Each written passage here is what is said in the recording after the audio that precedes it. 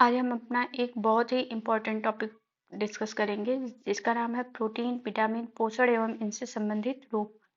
यह ऐसा टॉपिक है कि किसी टॉपिक से क्वेश्चन आए या ना आए पर इससे तो हर हाल में ही आता है, तो इसलिए इसको हम ध्यान से देखते हैं और सॉल्व करने की कोशिश करते हैं। ठीक है। अक्सर ही इस टॉपिक से मैच करने वाला क्वेश्चन आता है, तो ये हमारा गलत नहीं होता है और सवाल बहुत ज़्यादा मुश्किल नहीं आते।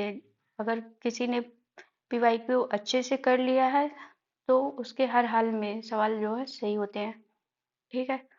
तो इसमें देखते हैं, दिया हुआ है कि एक कॉलम में पदार्थ का नाम दे रखा है और दूसरे में उसका उपयोग बता रखा है। तो अब हम देखते हैं कि क्या पूछना चाह रहा है। तो सूची 1 को सूची 2 के साथ सुमेलित कीजिए और सूचियों के नीचे दिए गए कोड का उपयोग करके सही उत्तर को चुनिए। ऐसे सवाल बहुत मुश्किल नहीं होते हैं, अगर हमें एक दो पता है तो आराम से निकल जाता है। ठीक है। तो पदार्थ में दिया eosin, cellulose acetate, silver iodide और कॉपर सल्फेट। अब उपयोग में क्या है, कवकनाशी, कृत्रिम वर्षा और चलचित्र की फिल्म और लाल स्याही।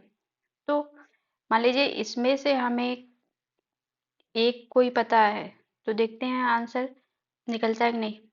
जैसे सिल्वर आयोडाइड, सिल्वर आयोडाइड ये सबको पता होता है कि कृत्रिम वर्षा के लिए ये उपयोग में लाया जाता है। ठीक। तो सी का टू कहाँ कहाँ है, तो इसमें नहीं है और डी में नहीं है। तो अब हम 50-50 पे आ गए हैं। ठीक। अब हम देखते हैं आगे क्या है। तो आगे दे रखा है कि ये कॉपर सल्फेट जो है ये कवकनाशी होता है। ठीक। तो डी का वन तो ऑप्शन बी में है, सी में नहीं, ये कट जाएगा। ये दो बार बार पूछा हुआ है, इसलिए इस दो को अगर आप लोग याद रखेंगे तो आंसर तक इजीली पहुंच जाएंगे। ठीक। और इओसिन क्या है, इओसिन जो है लाल स्याही है और सेलुलोज एसीटेट क्या है, तो ये चलचित्रों की फिल्म है। ठीक है। अब देखिए वहां पे दिया हुआ है इओसिन लाल स्याही, सेलुलोज एसीटेट चलचित्रों की फिल्म, सिल्वर आयोडाइड वर्षा कराने के लिए और कॉपर सल्फेट कवकनाशी है। ठीक। अब हम चलते हैं अपने अगले क्वेश्चन पे। अगला क्वेश्चन में पूछा कि निम्न में से कौन सा युग्म सही सुमेलित नहीं है। तो इसमें से 3 जो है सही सुमेलित होगा, एक नहीं है। तो एंजाइम एंजाइम पेप्सिन ये सही है। बायोटिन विटामिन ये भी सही है। बहुलक आर्यन्य है ये भी सही है। लेकिन हार्मोन जो है कोलेस्ट्रॉल नहीं है। तो ऑप्शन डी इसमें सुमेलित नहीं है। ठीक। अब इसका देख लेते हैं। तो इसका पूछ रखा है कि जो है एंजाइम पेप्सिन, विटामिन बायोटिन, बहुलक आर्यन्य, हार्मोन ऑक्सीटोसिन, एड्रेनालिन और कोलेस्ट्रॉल डाइमिथाइल। ठीक है। अब हम चलते हैं अगले क्वेश्चन पे। अगला क्वेश्चन में दिया है कि निम्नलिखित में से कौन सा पदार्थ विटामिन ए का प्रचुरतम स्रोत है। ये विटामिन ए के बारे में पूछ रहा है। ठीक। क्या खमीर में है, पनीर में है या गोल्डन राइस में है या संतरा में। तो इसका राइट आंसर ऑप्शन सी है, गोल्डन राइस। और इस आगे ये वो सवाल पूछ रखा है कि गोल्डन राइस में क्या मिलता है।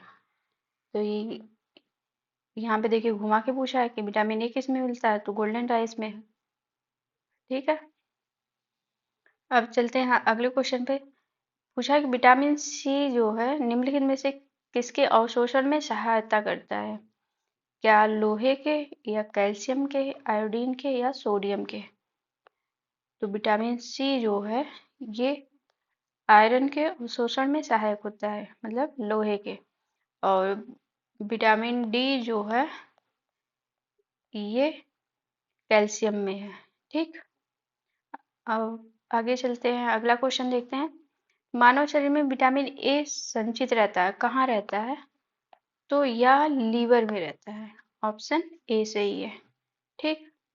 और लीवर में और भी विटामिन जो संचित रहते हैं, जैसे विटामिन ए, डी, ई, के। ठीक। अब आते हैं अगले क्वेश्चन में। निम्न में से किसमें विटामिन सी प्रचुरतम मात्रा में पाया जाता है? तो आंवले में भी पाया जाता है, नींबू में भी पाया जाता है, अमरूद में भी और संतरे में भी। लेकिन इन चारों में सबसे अधिक मात्रा में किसमें पाया जाता है, ये पूछना चाह रहा है। तो इन सब में सबसे अधिक मात्रा में आंवले में पाया जाता है। ठीक। अब देखते हैं। तो लिखा है कि निम्नांकित को उनके कैलोरी मान के बढ़ते क्रम में व्यवस्थित कीजिए। बढ़ते क्रम में मतलब पहले छोटा, फिर उससे बड़ा, फिर उससे बड़ा, फिर उससे बड़ा। तो इस मान में व्यक्त करना है। तो कैलोरी, सबसे ज्यादा कैलोरी किस में आएगी? तो जो वसी पदार्थ होते हैं उसमें सबसे ज्यादा कैलोरी होती है। तो अभी या तो आइसक्रीम आएगा या तो मक्खन आएगा। तो आइसक्रीम ऑप्शन डी में दिया है, और मक्खन देखिए लास्ट में 3 में दिया है। तो डी वाला हटा देते हैं हम, 2 को सबसे लास्ट में रखते हैं। ठीक है। ठीक। और फिर आइसक्रीम, आइसक्रीम से सॉरी, मक्खन से फिर पहले क्या आएगा? मक्खन से पहले आएगा शर्करा। ठीक। फिर शर्करा से पहले क्या आएगा?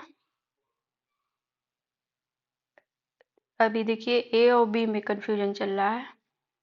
तो क्या जो है, आइसक्रीम आएगा कि अंडा आएगा?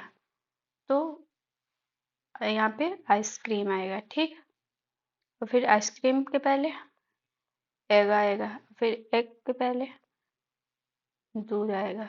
ठीक है। इसका राइट आंसर 15432, राइट आंसर इसका ए हो जाएगा। ठीक। अभी इसको देख लेते हैं। तो इसमें देखिए जो है यहाँ पे दे रखा है कि कैलोरी मान का बढ़ता क्रम में सबसे कम कैलोरी दूध में, फिर अंडे में, फिर आइसक्रीम में, फिर शर्करा में, फिर मक्खन में। ठीक है। अब आगे चलते हैं। इसमें पूछा कौन सही सुमेलित नहीं है? कौन सही सुमेलित नहीं है? तो क्या विटामिन ए से गठिया रोग होता है? तो इसको अभी रखते हैं। विटामिन बी 1 से बेरी, ये तो सही है। विटामिन सी से मसूड़ों से खून आना मतलब स्कर्वी रोग, ये भी सही है। विटामिन डी से सुखंडी या रिकेट्स, ये भी सही है। तो सुमेलित नहीं है पूछा है, तो हमारा राइट आंसर ऑप्शन ए हो जा रहा है। ठीक। अब हम चलते हैं अगले क्वेश्चन पे। अगला क्वेश्चन दिया है कि बाल एवं ऊन में समानता पाए जाने वाला प्रोटीन कौन सा है? बाल में और नाखून में पाया जाने वाला, ऊन में पाया जाने वाला प्रोटीन तो केराटिन है। ये नाखून में भी पाया जाता है। ठीक है। जेलाटिन, कोलेजन, बुलेटिन ये नहीं है। ठीक। अब केराटिन कहाँ कहाँ पाया जाता है? तो बाल में, ऊन में, नाखून में। इसके अलावा जानवर के खुर और सींग में भी पाया जाता है। ठीक। अब आते हैं अगले क्वेश्चन पे। अगला क्वेश्चन पे दे रखा है कि इसमें भी मिलान करना है। एक तरफ विटामिन दे रखा है, दूसरी तरफ उसकी कमी से होने वाला रोग दे रखा है। ठीक। तो देखते हैं vitamin A, vitamin B, vitamin C, vitamin D. तो विटामिन बी की कमी से क्या होता है? रतौंधी। तो बी का वन देखिए एक में दे रखा है। ठीक। Option C. विटामिन ए की कमी से रतौंधी होता है। ठीक। अगर मान लीजिए हम लोग को नहीं पता है, वैसे ये पता ही होना चाहिए। जो चीज़ पता होनी चाहिए उससे आंसर को तक पहुंचने में बहुत आसानी होती है। मान लीजिए विटामिन सी स्कर्वी सारे लोग जानते हैं। Vitamin D, sorry, vitamin C जो है स्कर्वी जो है सबको पता है। विटामिन डी से रिकेट्स, ऊपर अभी देखा हमने सूखा रोग बोल रहे हैं, ये भी सबको पता है। एटलीस्ट ये चार तो याद ही रखिए। ठीक है। ये देखिए पीसीएसजे में पूछा हुआ सवाल है 2015 का। अब आते हैं अगले क्वेश्चन पे। अगला क्वेश्चन पूछ रखा है कि निम्नलिखित में से सल्फर युक्त अमीनो अम्ल कौन सा है? तो मिथियोनीन है, ऑप्शन सी। ठीक, अब चलते हैं अगले क्वेश्चन पे। अगला क्वेश्चन है कि गेहूं के दाने में पाया जाने वाला प्रोटीन कौन सा है? तो ग्लूटेनिन है। ठीक है, अब आगे बढ़ते हैं। आगे निम्नलिखित में से कौन एक जैव अणु एक प्रकार का प्रोटीन है? क्या वो ग्लाइकोजन है, स्टार्च है, कैरोटीन है या कोलेस्ट्रॉल है? इसका राइट आंसर ऑप्शन सी है, कैरोटीन है। ठीक, कैरोटीन क्या है? एक प्रकार का प्रोटीन है। अब आते हैं कि केला जो एक पके फल के रूप में अत्यधिक मूल्यवान भोज्य पदार्थ माना जाता है, प्रति 100 ग्राम में होता है, उसमें ऊर्जा कितनी होती है? तो 116 किलो कैलोरी। ठीक, अब आते हैं अगले क्वेश्चन पे। अगला क्वेश्चन दिया है कि शरीर के निर्जलीकरण के दौरान निम्न में से किस एक की कमी हो जाती है? तो उसमें सोडियम क्लोराइड की कमी हो जाती है, नमक की कमी हो जाती है। ठीक, आगे बढ़ते हैं। निम्नलिखित में से कौन पोटेशियम अल्पता से संबंधित है? तो क्या वो वृक्क क्षति तथा पेशी लकवा या निम्न रक्तचाप, रक्त अल्पता या जोड़ों में व्यर्थ तथा धूमिल दृष्टि? तो इसका राइट आंसर ऑप्शन ए है, किडनी को क्षति होती है और जो पेशी है वो लकवाग्रस्त हो सकता है। ठीक, अब आते हैं अगले क्वेश्चन पे। अगला क्वेश्चन पे ये रखा है कि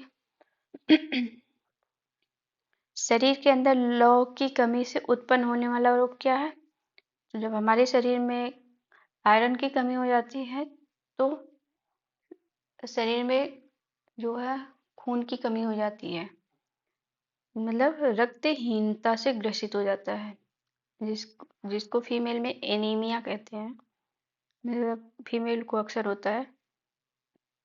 मैड काउ रोग का वाहक क्या है? तो प्रियंस है। ठीक, राइबोफ्लोविन की कमी से कौन सा रोग होता है? तो विटामिन राइबोफ्लेविन की कमी से कौन सा रोग होता है? तो चिलोसिस होता है। और राइबोफ्लेविन किसके कहते हैं? तो विटामिन B2 को कहते हैं। ठीक है, ये B2 है। अच्छा, इसके लक्षण क्या होते हैं? तो इस विटामिन से कमी से होने वाले रोग में त्वचा का फटना, आंखों का लाल होना, जीवा का फटना आदि संबंधित है।